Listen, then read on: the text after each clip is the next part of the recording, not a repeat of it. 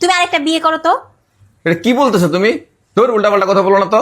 উল্টা পাল্টা কথা আমি মোটেও বলতেছি না। তুমি আরেকটা বিয়ে করবা কি না সেটা আমারে বলো।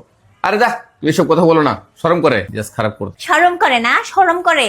তাইলে তুমি আমারে দিয়ে এত কাজ করাইতেছো কিসের জন্য? হ্যাঁ, আমি যে সকাল 7টা থেকে শুরু করে রাতের 12টা পর্যন্ত এই যে সংসারের পিছনে খাটতে গেছে, এগুলি তোমার চোখে পড়ে না? হ্যাঁ, একদম থালা বাসন মাজা, ঘর ধোয়া, ঘর মোছা, কাপড় চোপড় ধোয়া, রান্না বান্না করা, এত কিছু আমি করতে পারবো না?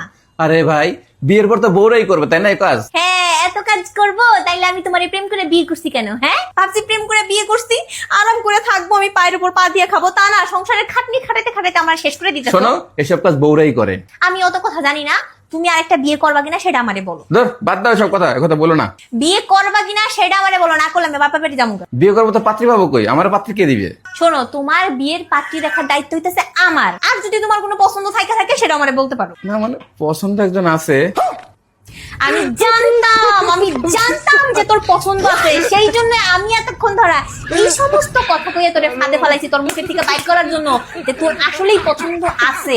হ্যাঁ, এগুলি